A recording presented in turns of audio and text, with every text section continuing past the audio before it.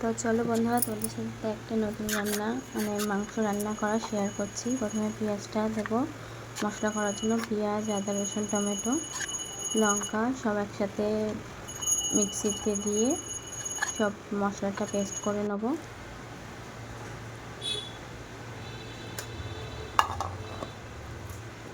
Paste করা না হয়ে গেছে, তারপর এবার মাংসটা ম্যারিনেশন করে নেব। প্রথমে লেবুটা দিয়ে দেবো মাংসের মধ্যে। দেওয়ার পর একে একে যে মশলাটা বেটেছিলাম সেই মশলাটা দিয়ে দেবো। দিয়ে দেওয়ার পর কিছুটা পেঁয়াজ দিয়ে দিলাম, কুচানো পেঁয়াজ। তারপর হলুদ দিয়ে দিলাম, তারপর একটু নুন দিয়ে দিলাম, তারপর একটু তেল দিয়ে ওটা মাখিয়ে নিলাম ভালো করে। মাখিয়ে নিয়ে ওটা ঢাকা দিয়ে ফ্রিজে রাখবো কিছুক্ষণের জন্য রেস্টে।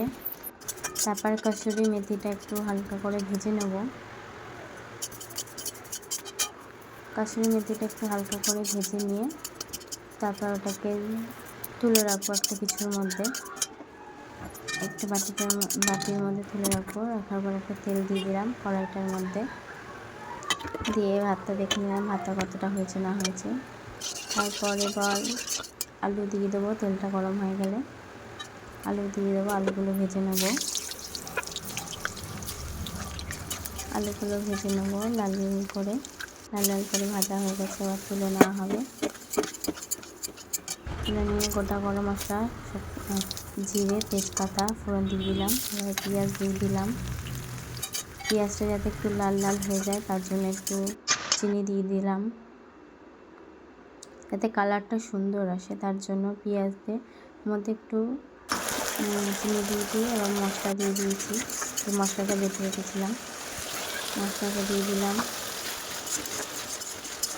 দিয়ে দেওয়ার পরে নাড়াচাড়া করতে করতে লবণ দিয়ে দিলাম, তারপর হলুদ দিয়ে দিলাম, তারপর কষাতে তারপর মিট মশলা আছে ওটা দিয়ে দিলাম একটু কষানোর সময়। ভালো করে কষে আসলে গায়ে থেকে তেল ছেড়ে দিলে তারপর এবার আমি যে মাংসটা ম্যারিনেশন করে ফ্রিজে রেখেছিলাম সেটা বের করে নেব। নিয়ে এখন একে একে মাংসগুলোর মধ্যে দিয়ে কষিয়ে তারপরে ওর মধ্যে কাসুরি মেথিটা দিয়ে দেবো।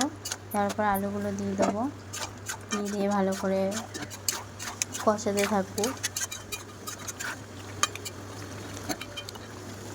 কষানো হয়ে গেছে, ভালো করে কষানো হয়ে গেছে। এবার একটু জল দিয়ে দেবো, পরিমাণ মতো জল দিয়ে দেবো মাংসটা সিদ্ধ হওয়ার মতো, মাংস আর আলুটা সিদ্ধ হওয়ার মতো। দিয়ে এবার দেখবো কতটা কি হয়েছে। মাংসটা আমার পুরো রেডি হয়ে গেছে। এখন এবার আমি নামিয়ে নিয়েছি। এবার দেখো কত সুন্দর কালারটা এসছে। এবার সার্ভ করে দিয়েছি। সবাইকে শুভ দুপুর, টাটা।